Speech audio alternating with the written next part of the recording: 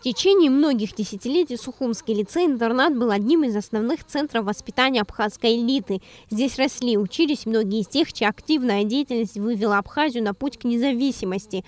72 выпускника этого учебного заведения сложили свои головы за свободу Апсны. После войны здесь учились дети из семей погибших. Сейчас в школе учатся 195 учеников. В основном это внуки тех, кто ценой своей жизни защищал родину. Сегодня, войдя на этот двор, можно было заметить их счастливые лица. Они ждали этих гостей, готовились. Очень отрадно, что на наше мероприятие откликнулась компания «Аквафон». Они принесли нам такие подарки, которые необходимы нам, чтобы провести вот такие мероприятия, и чтобы дети могли слушать хорошую музыку, уметь встречать гостей. На торжественной линейке, посвященной Дню Победы, именами двух героев, братьев Тарела и Бориса Топагова, назвали 3-й класс лицея-интерната.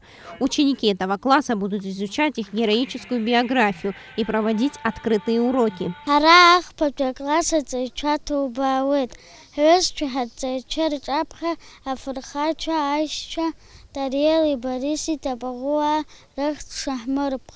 На торжественной линейке присутствовали представители компании «Аквафон». Реализация проектов патриотической направленности для них всегда в приоритете. Сотрудники компании не пришли с пустыми руками. В дар лицею-интернату они привезли комплект акустической аппаратуры, который, несомненно, необходим для проведения школьных мероприятий. Из этой школы вышло такое количество людей, чье имя действительно значится в истории Абхазии современной, что хочется их чуть-чуть поддержать. Сегодня здесь работает очень хороший коллектив, который действительно хочет поднять школу.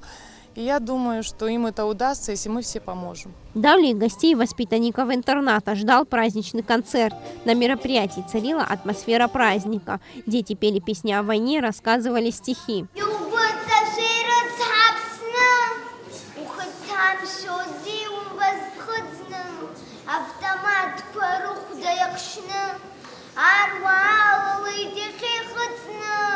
Ученики со сцены не раз возвращались к истории лицея-интерната, рассказывали о его выпускниках, устоях и сложившихся многолетних традициях. Кстати, в этом году этому учебному заведению исполняется 55 лет. За это время оно выпустило не одно поколение достойных сынов Абхазии. Сария Смыр, Роберт Ломия, Абхазское телевидение.